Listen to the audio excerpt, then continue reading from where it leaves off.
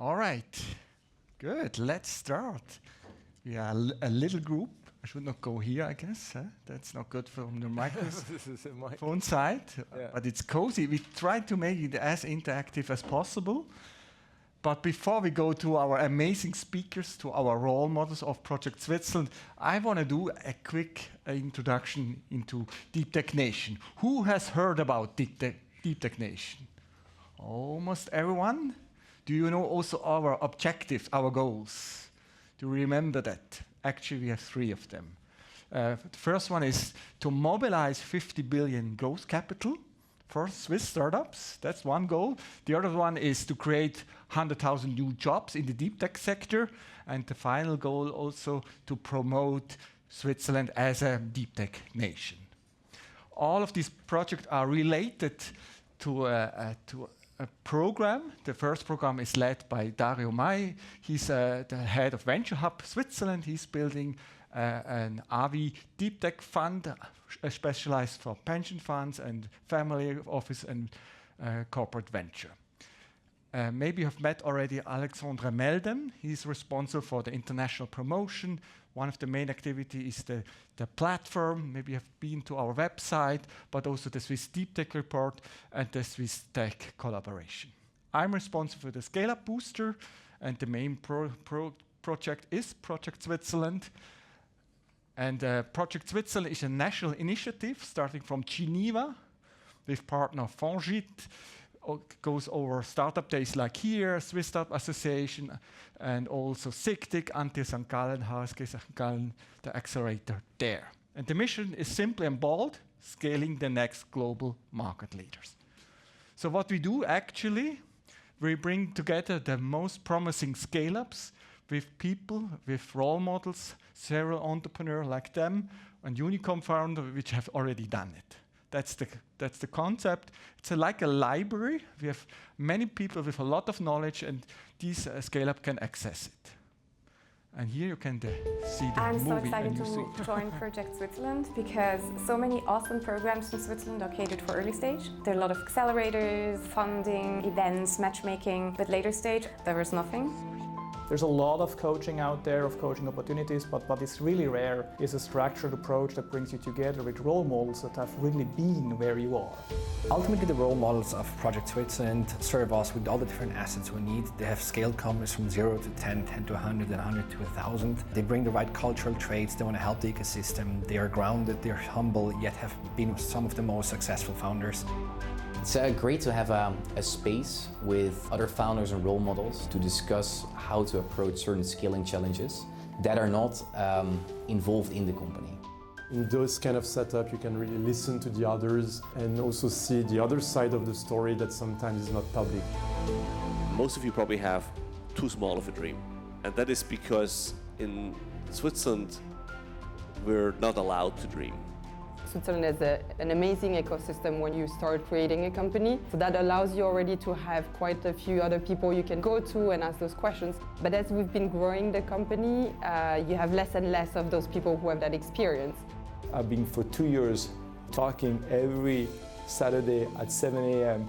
with one guy for 2 years consecutive every Saturday to get basically his feedbacks. The value of discussing with these people was priceless. Hopefully we help them make a little bit less mistakes, go faster, and build really big global companies out of Switzerland. Switzerland has always been good at inventing new things and creating patents, but struggled to scale those ideas commercially. So what we need to do is to transform Switzerland from a patent factory into a unicorn factory, with companies scaling across the globe. Tech companies are dominating more and more the world. We believe that Switzerland has to show its strength now. Project Switzerland is the Deep Tech Nation Switzerland initiative to make sure that Switzerland actually becomes the scaling powerhouse. All right. So now I'm very happy to introduce our amazing speakers, our role models of Project Switzerland. I will start with Manoj Haraskama. He's a Swiss-based serial entrepreneur and growth expert who has built and scaled and exited multiple companies across SaaS, marketplace, and climate tech. He held leadership and founder roles at companies including Treatwell, Join, and Movu.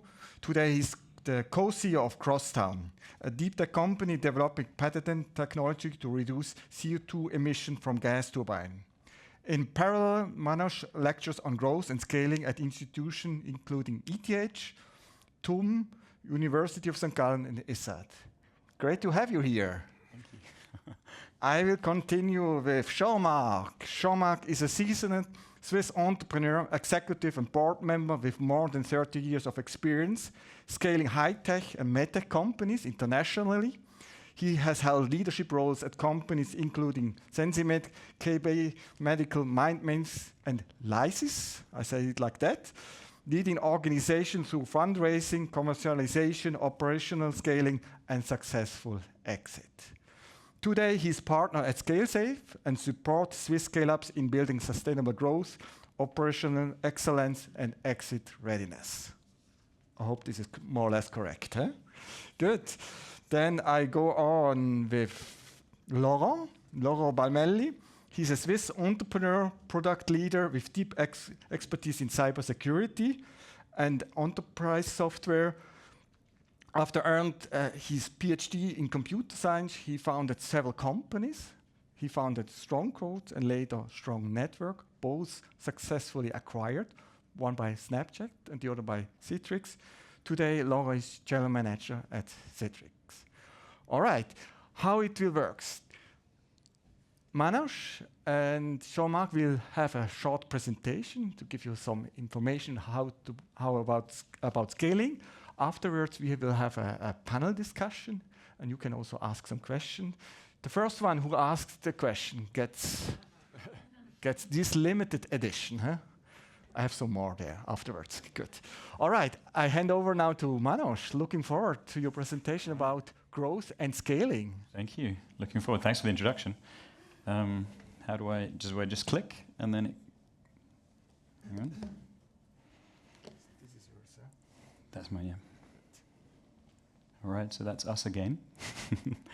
All right. So yeah, I'm excited to be here today. I've never been to, for two reasons actually. I've never been to the Swiss Startup Days, although I'm Swiss in the meantime as well, and I've been building companies for the last 15 years. So excited. Wasn't aware that it was such a cozy room, so now you can really grill us afterwards as well. And the second reason is I really love growth. And that's what I'm passionate about. Maybe very short, right? Some people, I'm not sure everybody's founders in here. I think they're investors and ecosystem players as well. But a lot of people are, or some founders are tech founders, product founders, marketing founders, sales founders, and I'm a growth founder. That's what people say at least. What does that mean? I'm going to tell you a few stories now, and maybe there are a few takeaways as well for you to take home or tell your startups that you're working at or the ones that you're working with. So is growth just a stage? Spoiler, it's not. I'm going to tell you a little bit the companies I built because that leads to what my conclusions were that's helpful. So basically, having scaled again and again, I guess the emojis turned up differently than I had planned, but I can't remember what it should be, but it shouldn't be that. Anyway, so I think we won't talk about my newest exciting topic. Talk to me later if you want to know about it. But chapter one, I was at a company called Groupon. I'm not sure you all know Groupon. It's now 15 years ago, I'm realizing from that number. So it's quite a while ago. And it was interesting because it was, Forbes magazine said it was the fastest growing company in the world since Amazon and Google. A lot changed since then in the trajectory, but it was super exciting to be part of that. And I was in my early 20s, had nearly 200 people in my teams, and I didn't know what I was doing, but we learned a lot of how to do things and how not to do things. Anyway, it IPO'd on the NASDAQ for 13 billion. I wish I had a bit more shares than I did. But then I thought, hey, why not do something myself? And we built Treatwell.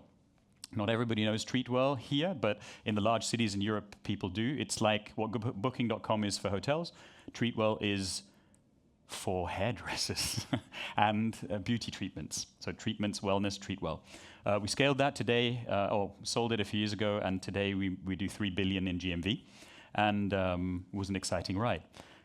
Moving from there, I did HR Tech. I wanted to democratize recruiting software for the 25 million small and medium businesses in Europe. because most of them don't use the software.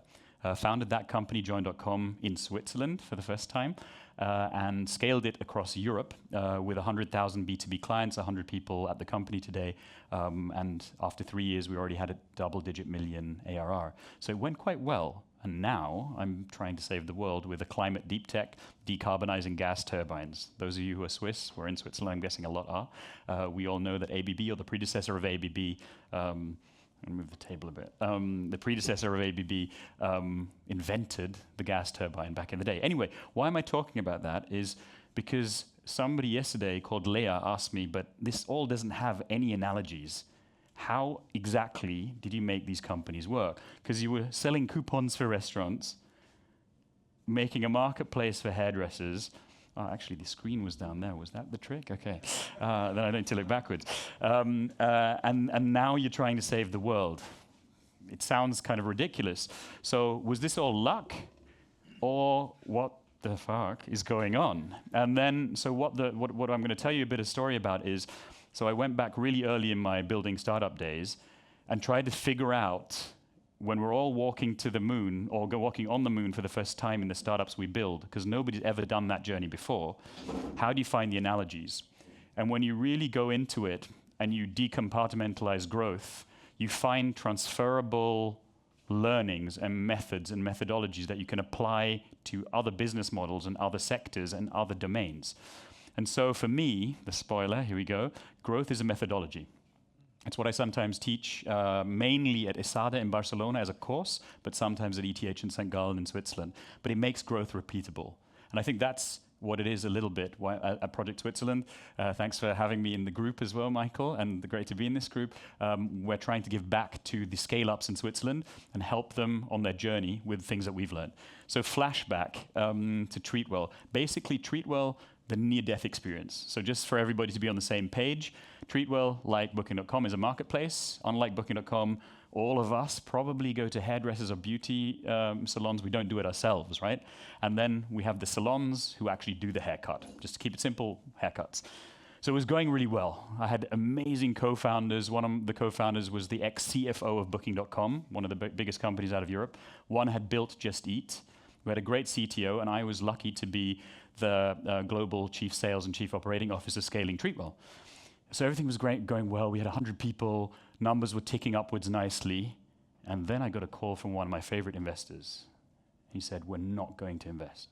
And my world sort of fell apart because I was like, it's so fun. We're having a great time. It's growing.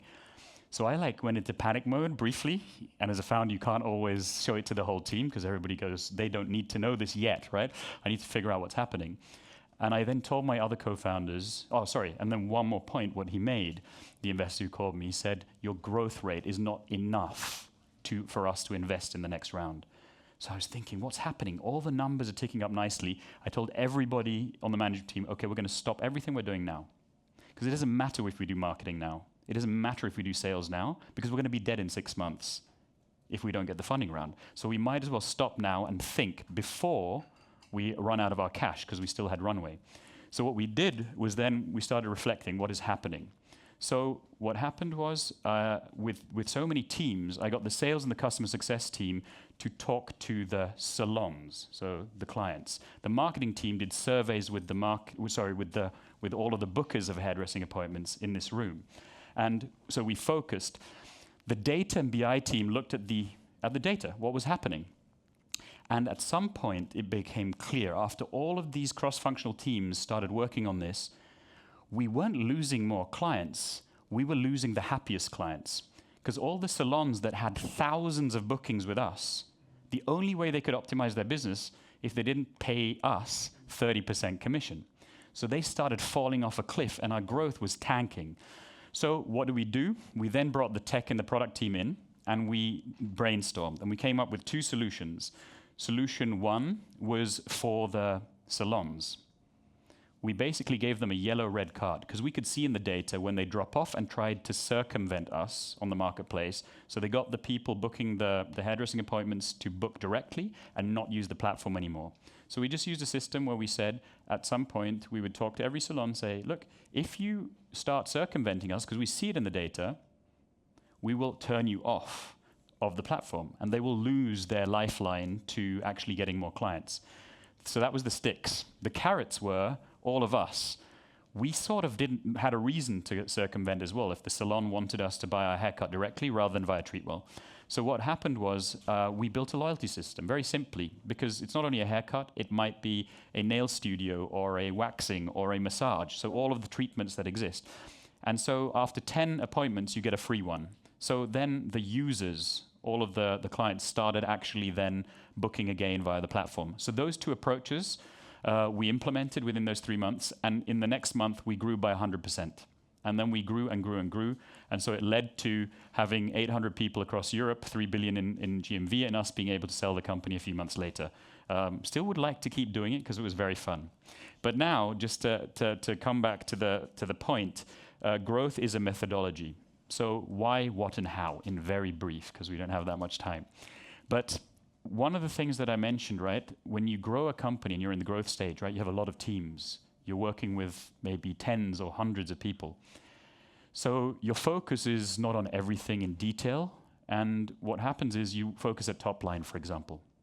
Maybe you shouldn't, at that point we were. So let's just assume 5 people are making $1 million in revenue.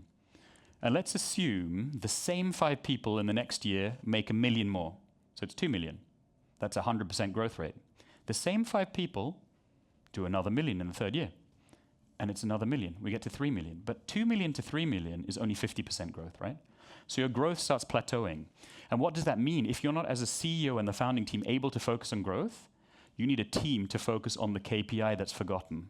And that's the growth rate, because everybody looks at click-through rates, they look at the revenue, they look at KPIs, and often the growth rate is forgotten, especially after that initial phase when you get into the growth phase and the team grows. You have to take care of a lot of things, a lot of people, and a lot of departments. So basically, growth is a process of rapid experimentation with, and it's really important, an autonomous team from my point of view, because the team needs to be able to act without being bogged down with daily business and daily operations. And if you do it with an autonomous team with multifunctional skills, that team is able to every day think about what is the radical growth move, regardless of function, that will help our company keep 100% growth rate. Some of you might have heard 3x, 3x, 2x, 2x. Some of us, maybe a few years ago, that was a standard floskel when you were building software as a service, but you want to grow it with that kind of momentum. So in order to do that, very simply, so I'd love to talk about pirates later. It's part of the methodologies, but in very short, you need a structure that allows an independent growth team to focus autonomously on the most important topics and then not bogged down with daily business. That's a really difficult thing to set up. The second thing is culture. Let's talk about Pareto principle. We all know what 20% of the effort gives 80% of the result, right? So if you want to do 20%, 5 times, you've used 100% of your energy, but you've got 400% of the output. That's the growth team. They need to be focusing on doing exactly that. And the process, quite simple: focus, execute, learn, and repeat. So you need to be having a process that keeps going so that you understand what you're doing, because most of the things you'll do in a growth team will fail. So the culture of failing 9 times out of 10 is a different culture than the rest of the organization may have. So if you want to talk about pirates a bit later and more details on that, feel free. But growth as a methodology makes growth repeatable. Those are the key topics. And yeah, if you want to catch up, or we're going to have a panel in a moment, feel free to reach out. Thanks a lot. Thank you so much. Cool. Looking forward to the panel, but now we move on to Jean-Marc and your perspective on growth. My perspective is a little bit different. Good afternoon. How many of you here are startups or scale-ups? Just quite a few. Very good. Right. Startups struggle with what they know. Scale-ups struggle with what they don't. Right. Startup and scale-up is a totally different story. So I'm part of ScaleSafe, and indeed we apply a methodology for growth, exactly what you've shown. But my purpose here is to highlight some of the major differences between startups and scale-ups, so that scale-ups don't do the big costly mistakes. A first-time scale-up entrepreneur will be facing many blind spots, by definition. They'll be facing new things they've never done before. Lots of blind spots, which will lead to lots of errors, some serious errors that will cost money, that will lose time, that will lose credibility, that will lose opportunity. There is no way a scale-up entrepreneur can learn as they go. They need support. They need some people to help them put some light, shed some light on the blind spots. That's what I intend to do a little bit now. 3 slides in a font that I can read from here. First is complexity. This is the big change between startups and scale-up, complexity. A lot of founders, they have a vision, right? They think the vision is a strategy. That's not it. You need to do more. You really need to build a solid strategy based on the risks, on your SWOTs, on the situation. You really need to find a way how to reach your vision. That's the strategy. You have to build a growth strategy. That's the first difference. And what you need to do as a founder, as a CEO, is be able to navigate from high-level strategic thinking all the way down to tactical, practical thinking. When you do these wise strategies high level, what is the implication in real life? And when you hit a snag, when there is an opportunity, when there is a challenge in real life, how does that impact your strategy? You know, as a growth entrepreneur, you need to be able to navigate these 2 very different mindsets. That's not easy. That's the vertical, being full stack CEO. Then there is the horizontal. Now you have a strategy. What structure do you have to support a strategy? What processes do you have to support the strategy? Maybe you need to change a strategy because of the structure that you have and the people that you have and this one company that you have in the US. It's all interlinked. Who is going to deliver on this? Who are the people that you need? What are the competencies you do? Do you know the competencies that you need? What do? Do you hire these people? Do you train these people? Do you acquire an organization? And then comes culture. How do you manage this 180-20 or whatever culture you have? How do you set the rewards in geographies that have very different sensitivity to incentives? Right? You need to work on all of this. This is super complex. And if you change any one of these dimensions, it has impacts on the other dimensions. You need to change all of these. It has to be coherent, cohesive, in balance. Right? It's very complex. And then you need a 360 vision, not only strategic, tactical, but you need to have some good sense of every single function in the organization. Right? So that's very complex. That's one of the big challenges for growth CEOs.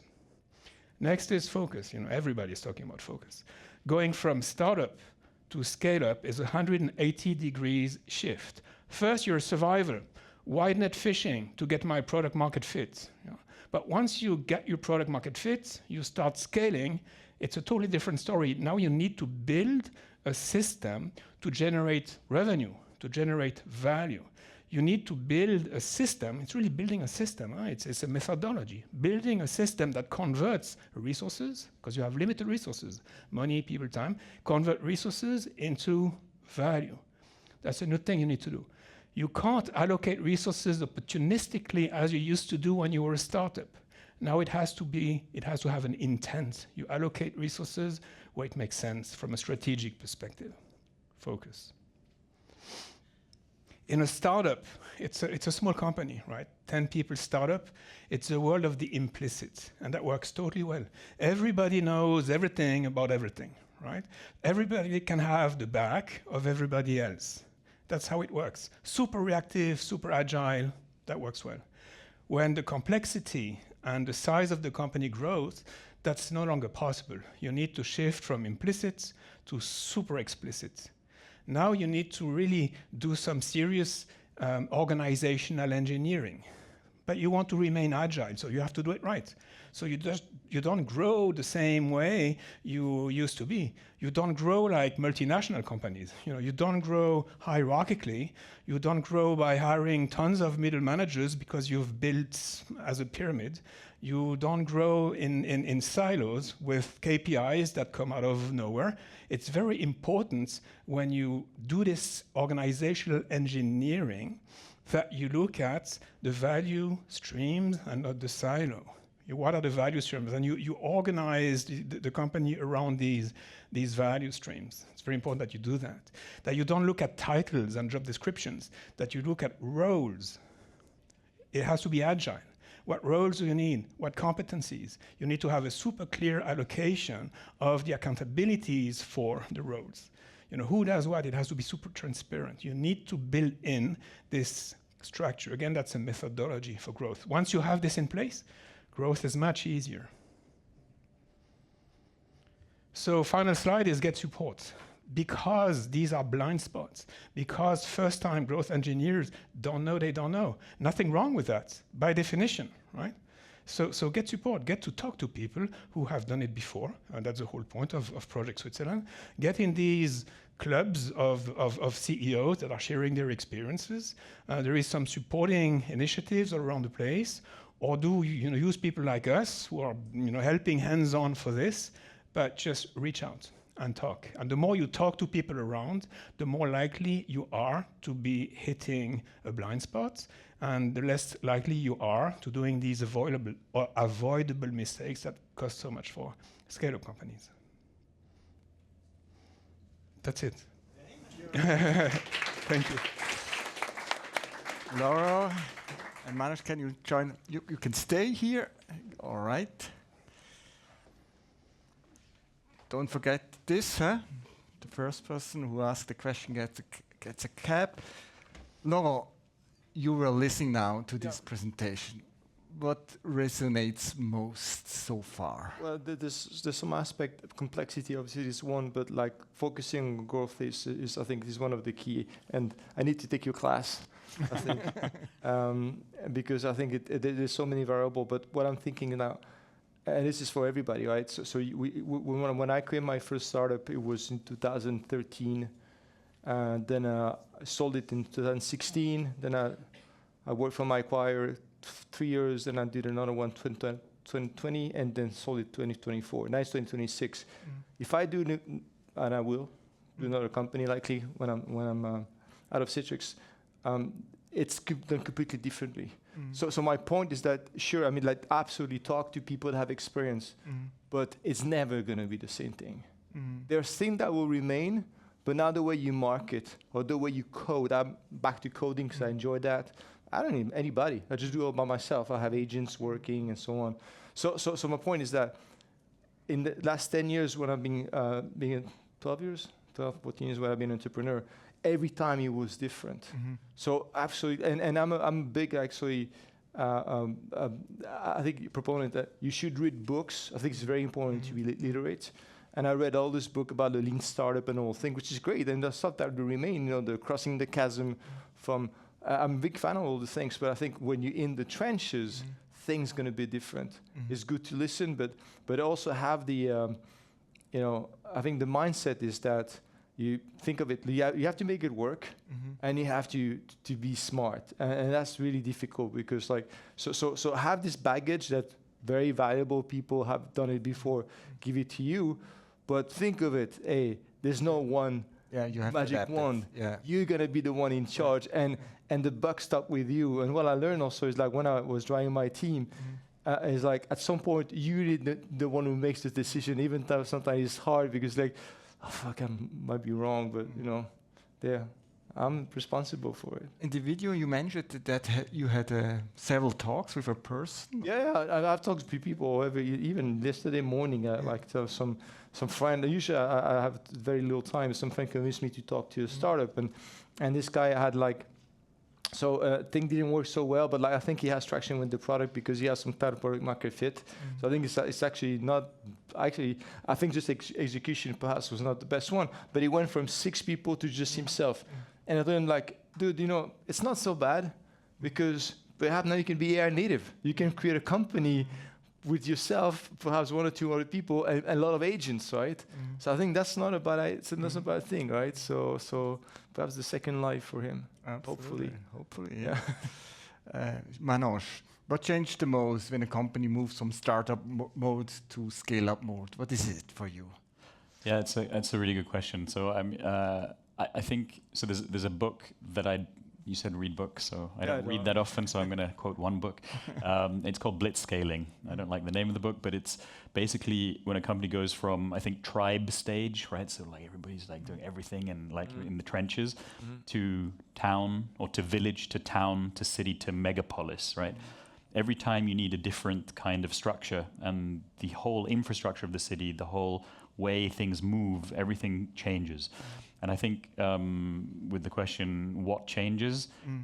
Everything changes, and it changes every time you go from probably 10 to 100, well, probably 10 to 50 to 100 to 500 to 1,000, and it's completely different. And I think it's very important also, like for me, I try to reflect. Most of my friends don't think I reflect about anything, but I think it's when you look at Elon Musk or Steve Jobs and you think, okay, they're going from zero to $1 trillion company, most founders probably don't have that capability. So I think you have to reflect what is the best possible management team you can have. And I always think about it, I'm a shareholder first. So as a shareholder, what is the best possible team? What is the best possible structure that I can put in place for this company to succeed? And so I think it really is, it's what is the team? And the team at the beginning might not be the team for the next stage. It doesn't mean they weren't good or they don't fit the organization. But one of the most important things is really put the right structure, culture for that stage in place. And I think that was a little bit the topics that you talked about as well. How important was your Groupon experience? You saw how a big company looks like, and you know a little bit the unknown which is coming. You can assume. Was it important to see to be part of a big company first for you? So yeah, so I don't know, who knows Groupon? Yeah, okay, so who knows how badass the culture was at Groupon? Yeah. Okay, so it was really not a happy place. I think I was like working till like midnight sometimes, and that was an early night, and then we'd get a call, there's a 2 a.m. meeting. And then you'd be like, okay, cool, well, that's really fun. But you'd go into that meeting, it was all KPI driven. So the interesting thing about what I learned there is I really learned how execution works, because some of you might know Rocket Internet as well. So Groupon was quite significantly driven by the Berlin office, which where I was based. You were based there as well, by the way, a long time ago. But so it was really helpful to see how energy, channeled and explicit, was able to grow the company. I definitely didn't want to go with the type of culture that it was. So I believe carrots are better than sticks, let's put it that way. But I think it was an extremely important learning experience that with the right people, the right energy, and the right structure, you can go extremely far.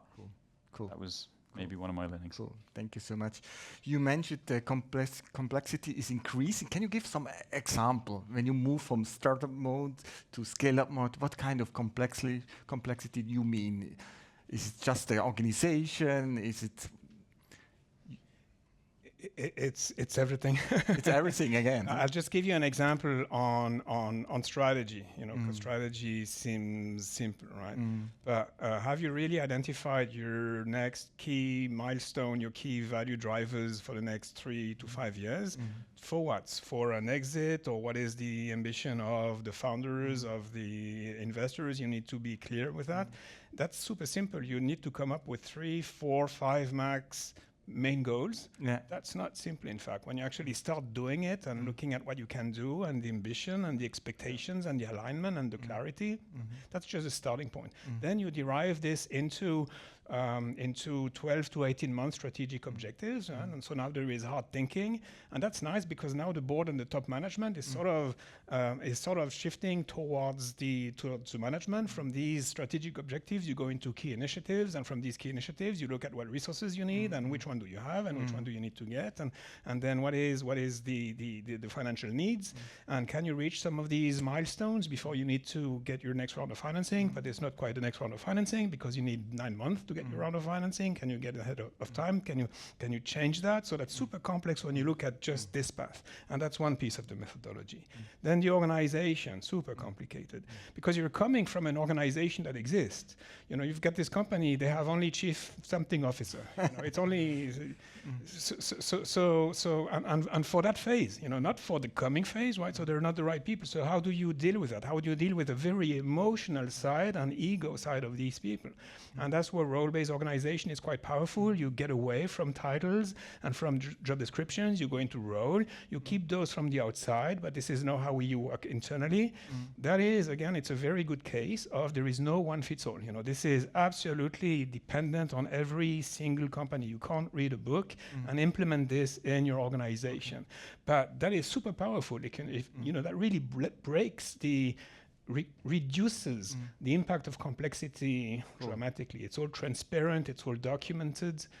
You can do a lot. So these are two examples, I think, where the complexity is increasing, but there is more. You work with a lot of scale-ups.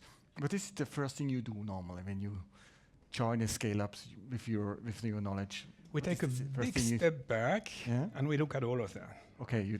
And what you see is people think they're aligned. They think they have a vision. They think they know.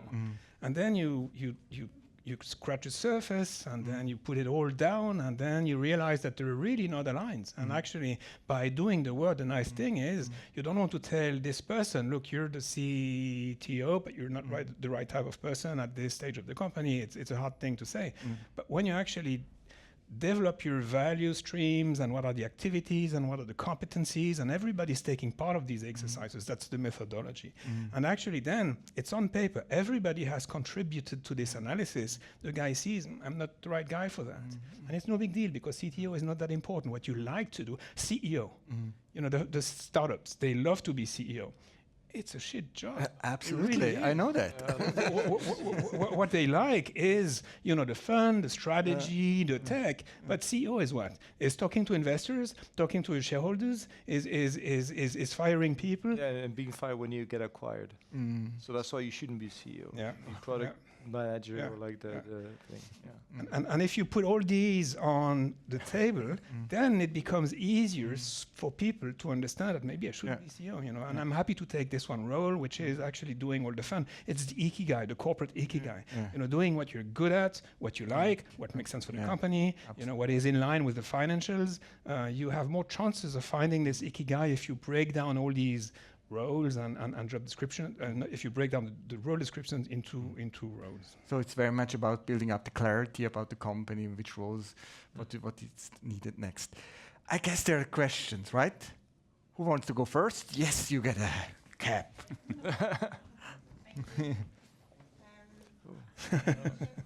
Wait, the microphone is coming. Hi. Hey.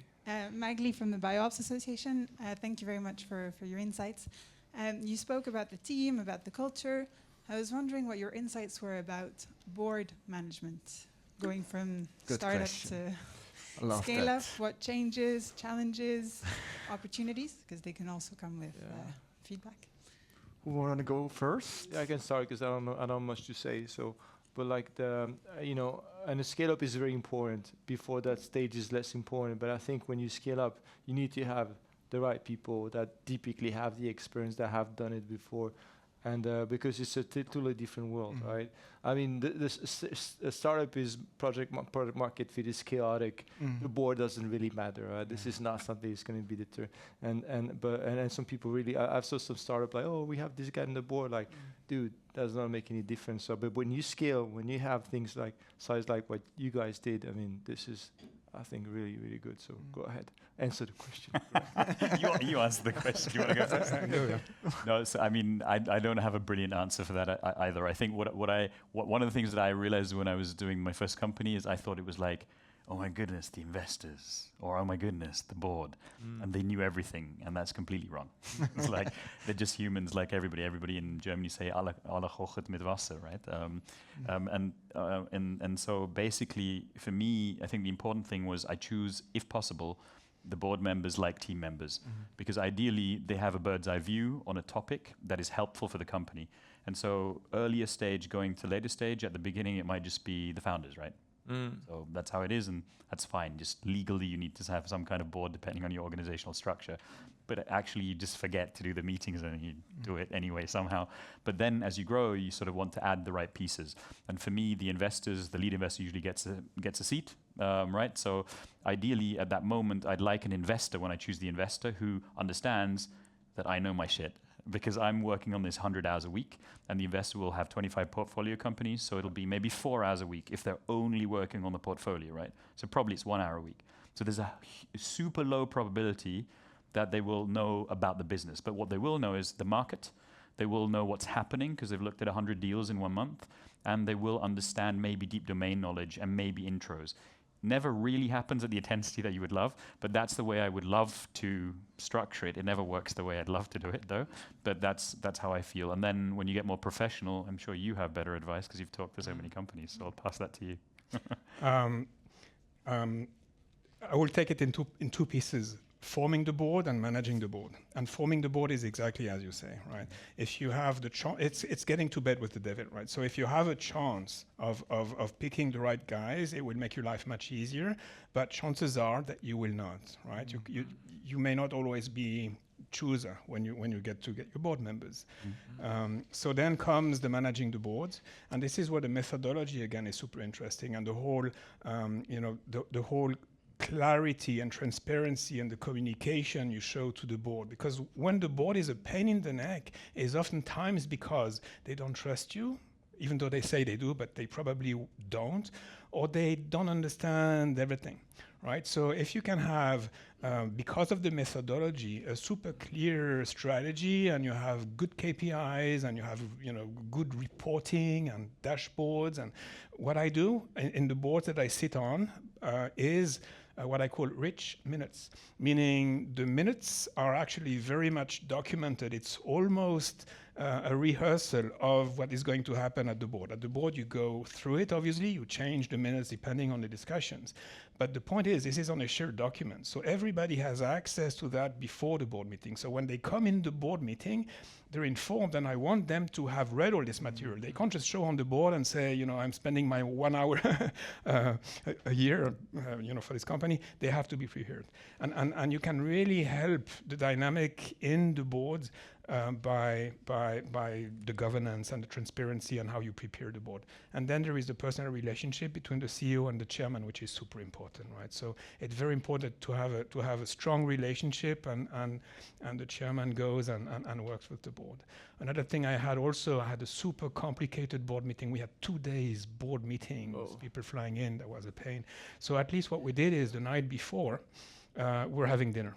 And that was actually quite nice because, the sensitive topics, they would show, you could sort of, it would help. It would pave the way for the next days. You would have fewer surprises. But in that case, I had a very, very difficult board to manage because we did a number of rounds of financing, and the investors, and we were not choosers. The investor was saying, I want 2 seats, and I want 2 seats, and I want 2 seats, and you have to deal with that. Okay. Thank you. Is there another question? Okay.